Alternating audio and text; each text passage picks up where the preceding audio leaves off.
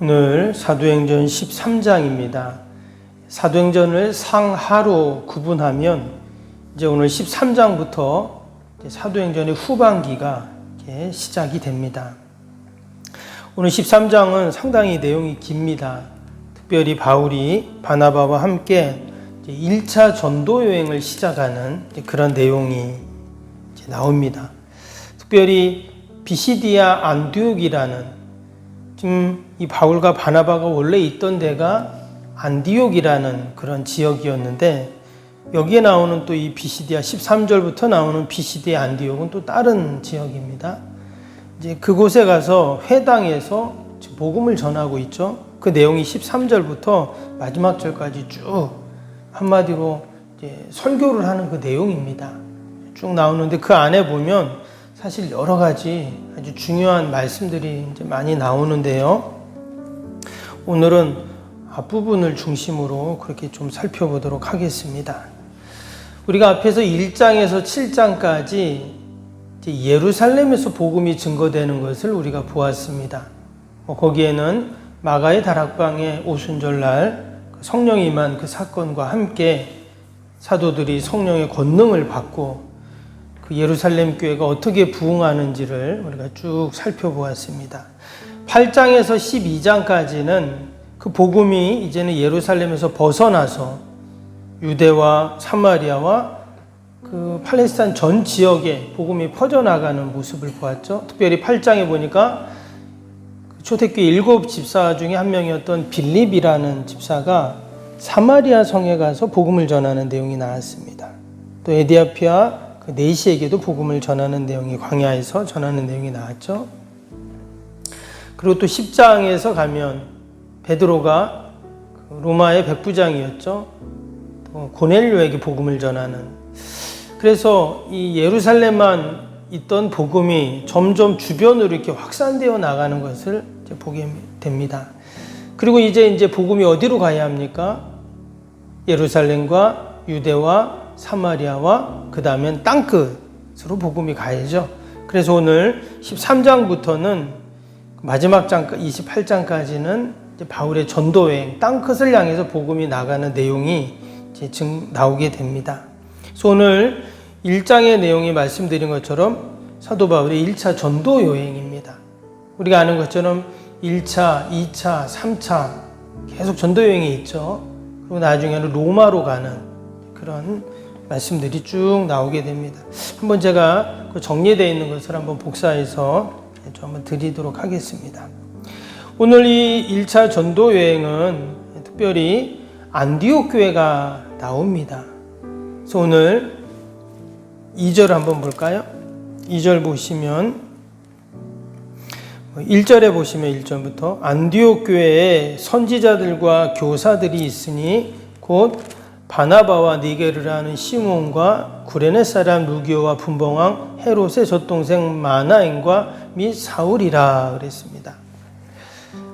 그 예루살렘 교회는 사도들과 제자들이 있었죠. 그런데 이 안디옥 교회는 사도들이 없습니다. 그래서 여기서는 선지자들, 교사들 이렇게 이제 명칭을 붙였는데요. 여기 보니까 여러 명의 지도자들, 특별히 안디옥 교회 지도자들이 쭉 기록이 되고 있어요. 이제 여기에 바나바도 있고 밑에 보면 사울이 나오죠. 바로 이제 바울입니다. 그러면서 2절을 보시면 2절에 뭐라고 합니까? 2절에 주를 섬겨 금식할 때 성령이 이르시되 내가 불러 시키는 일을 위하여 바나바와 사울을 따로 세우라 하시니 그랬어요. 여기 보면 주를 섬겨 금식할 때 성령님이 말씀하셨다 이런 말씀이 나옵니다. 그 예루살렘 교회는 우리가 앞에서 보았던 것처럼 수천 명이 그렇게 모였습니다. 그렇죠? 핍박으로 인해서 사람들이 다 흩어졌지만 그래도 초대교회의 아주 중심이 되는 모교회가 바로 예루살렘 교회이죠. 반면에 이 안디옥 교회는 어떻습니까? 그 예루살렘에 있던 사람들이 흩어져가지고 스데반의 그 순교 위에 다 흩어지잖아요.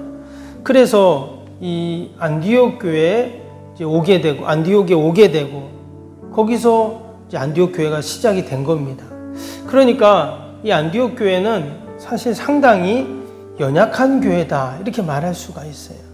안디옥이라는 지역 자체는 큰 지역이지만 여러분 예루살렘에서 신앙생활하는 게 어려워서 피해가지고 도망쳐 온 사람들이 얼마나 되겠어요. 안디옥 교회 아주 연약한 그런 교회라고 할 수가 있습니다. 그런데 그 사람들이 어땠다고요?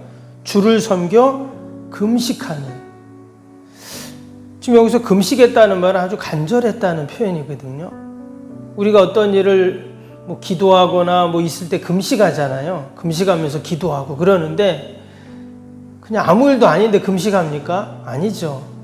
정말 중요한 그런 어떤 일을 앞두고 우리가 기도하거나 또 할 때 금식하잖아요. 지금 이 안디옥 교회가 그렇게 간절함이 있는 그런 교회였다는 것을 알 수가 있어요. 그때 하나님의 음성, 성령님의 음성이 들리게 됩니다. 성령이 이르시되 이러면서 두 사람을 그렇게 따로 세웁니다. 누구요? 바나바와 사울을 세우게 됩니다. 이 바나바와 사울은 이 안디옥 교회 아주 중요한 사람입니다. 특별히 1절의 말씀 아까 읽은 것처럼 바나바 이름이 제일 먼저 나오잖아요. 이 말은 무슨 말이겠어요? 아주 중요한 인물이라는 것을 알 수가 있습니다. 나중에는 바울이 중요한 인물이 되지만 이렇게 귀한 그 바나바와 사울을 세워서 3절에 어떻게 합니까? 이에 금식하며 기도하고 두 사람에게 안수하여 보내니라 그랬어요. 성령님의 음성에 그들이 순종하면서 그리고 또 기도하면서 바나바와 바울을 세워서 그들을 보냈다. 그 전도 여행을 하도록 순회 전도를 할 수 있도록 그들을 보냈다는 것을 우리가 알 수가 있어요. 이 바나바와 바울은 아주 안디옥 교회의 핵심 인물이고 중요한 사람들입니다. 그런데 그들을 전도 여행하는 대로 그들을 보냈다 하는 것입니다. 여러분 우리가 오늘도 성령님의 그 말씀에 우리가 귀를 기울이고 오늘도 우리가 성령님의 인도하심을 따라가고 늘 성령님의 그 뜻을 우리가 순종하는 저와 여러분이 되기를 축복합니다. 안디옥 교회는 이 성령님의 음성에 아주 순종하는 교회였어요. 결국 하나님이 이런 교회를 사용하시는 것이죠. 동일하게 하나님은 늘 성령님의 뜻을 순종하고 의지하고 성령님 따라가는 자를 하나님이 귀하게 사용하십니다. 이 시대도 마찬가지예요. 성령님은 보이지 않습니다. 때문에 우리가 성령님의 순종하고 또 성령님을 의지한다는 것은 쉬운 일이 아니에요. 그것은 아주 영적인 일이고 신앙적인 것이잖아요. 그럼에도 불구하고 그들이 금식하면서 기도하면서 늘 그들이 영적으로 깨어 있으니 그 성령님의 음성을 듣는 것입니다. 성령님은 언제 우리에게 말씀하실지 모릅니다. 이렇게 예배를 드리다가 목사님 설교를 듣다가 기도하다가 아니면 길을 가다가 성령님은 늘 우리에게 말씀을 하시기 때문에 중요한 것은 그 성령님의 뜻에 내가 순종하는가, 그 음성에 내가 순종하는가가 중요한 것이죠. 그럴 때 하나님께서는 당시에 그 예루살렘 교회의 그 복음과 신앙의 바통을 이어받는 너무나 귀한 교회로 이 안디옥 교회를 하나님이 사용하신다는 것입니다. 특별히 이 안디옥 교회를 통해서 하나님은 이방인 선교를 이루어 가시죠. 바울을 통해서 하나님이 그런 일들을 이루시지만 여러분 결국 바울이 혼자 한 일이 아니었어요. 바울이 독단적으로 다니면서 복음 전하고 이런 게 아니었어요. 이 안디옥 교회에서 그가 파송을 받은 겁니다. 그래서 1차 전도여행하고 어디에요? 다시 안디옥으로 옵니다. 또 다시 2차 전도여행하고 또 안디옥으로 옵니다. 왜? 자기가 거기서 파송받고 거기가 자기의 신앙의 진원지이기 때문에 그런 것이죠. 결국은 하나님이 이 안디옥 교회를 사용하셨다는 것을 알 수 있어요. 여러분 이 시대에 우리 석병교회가 이 시대의 안디옥 교회가 되어야 할 줄로 믿습니다. 늘 성령님의 인도하심에 순종하는 저와 여러분이 되기를 축복합니다. 특별히 안디옥 교회는 어떤 교회였는가? 앞에 금식하고 기도하는 그런 너무나 귀한 신실한 교회였지만 결국 이 안디옥 교회는 어떤 교회냐? 복음을 전하는 교회였다 하는 것을 알게 돼요. 복음을 전하는 교회였다. 여러분, 이 안디옥 교회에서 바울과 그 전도 팀들이 이제 파송을 받은 겁니다. 결국 이 안디옥 교회 때문에 빌립보 교회도 생기고 갈라디아 교회도 생기고 또 데살로니가 교회도 생기고, 여러분 결국 이 에베소 교회도 생기고, 결국 이 안디옥 교회로 인해서 다 그런 교회들이 세워진 거예요. 성경에 나오지 않지만 더 많은 교회들이 세워졌겠죠. 참 너무나 귀하죠. 만약 이 안디옥 교회가 없었다면 어떨까요? 그런 교회는 없는 겁니다. 하나님께서 우리 석병교회를 통해서 우리도 여러분 선교지에 이렇게 후원을 하잖아요. 이렇게 많은 물질을 후원하지는 못하지만 그래도 우리 미자리 교회들 또 우리가 선교지에 이렇게 후원도 합니다. 그런데 여러분 그 후원이 그 선교지와 그 교회들 가운데 여러분 너무나 귀한 도움이거든요.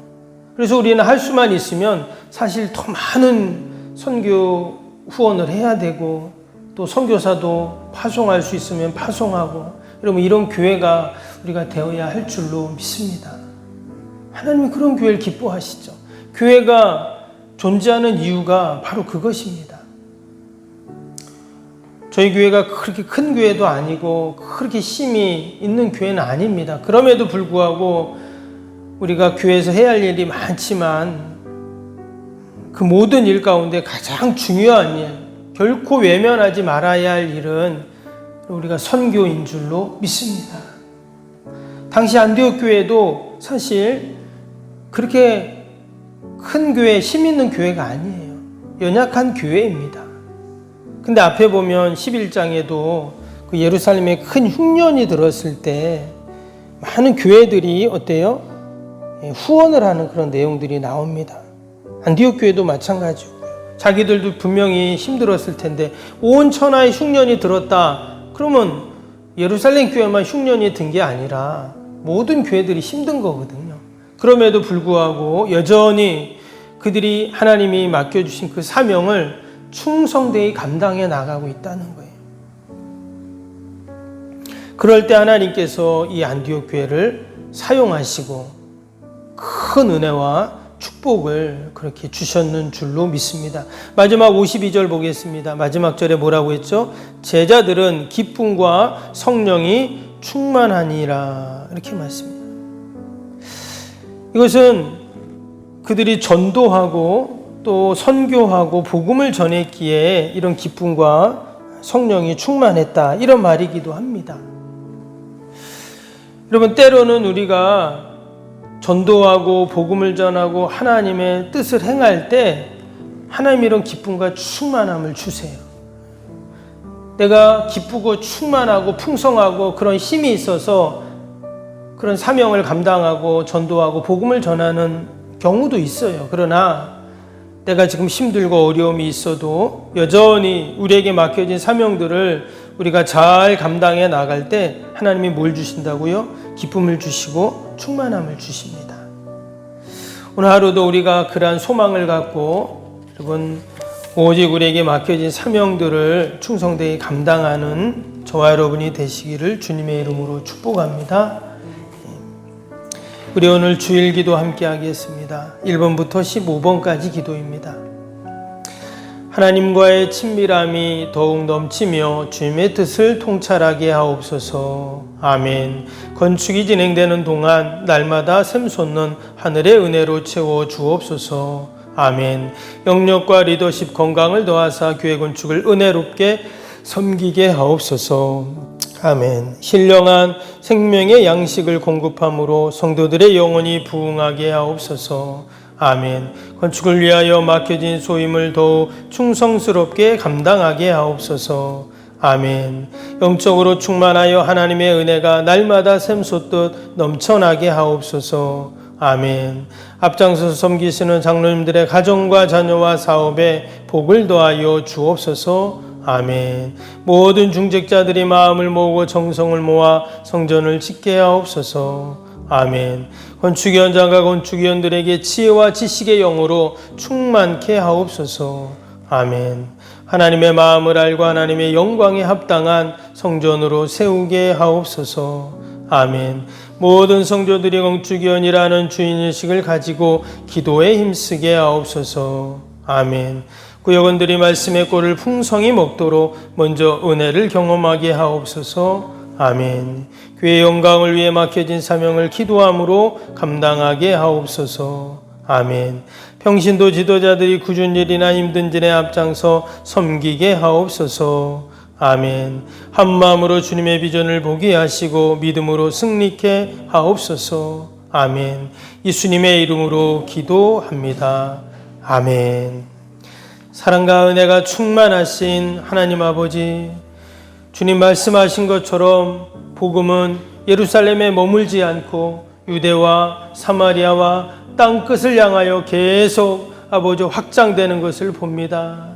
하나님, 오늘도 복음은 내 안에서 머물지 않고 나를 통하여 이 복음이 계속 전해지게 하시고 흘러지게 하시고 나눠지는 하나님 그러한 은혜가 있게 하여 주옵소서.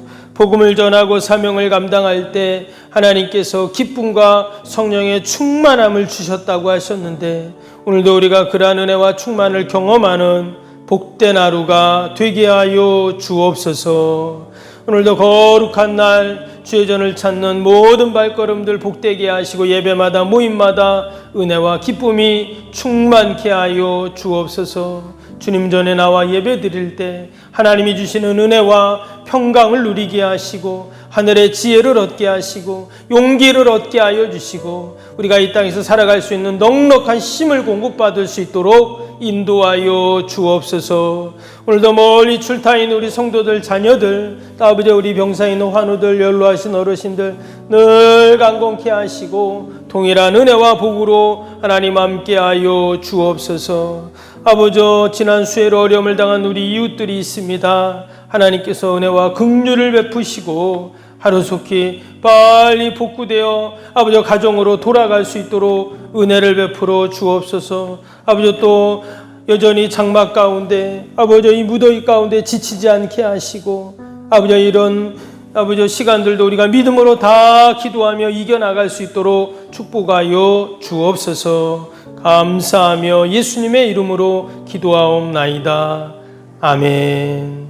하늘에 계신 우리 아버지, 아버지의 이름을 거룩하게 하시며 아버지의 나라가 오게 하시며 아버지의 뜻이 하늘에서와 같이 땅에서도 이루어지게 하소서.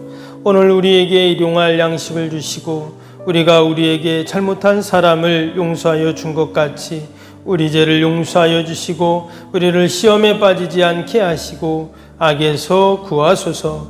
나라와 권능과 영광이 영원히 아버지의 것입니다. 아멘.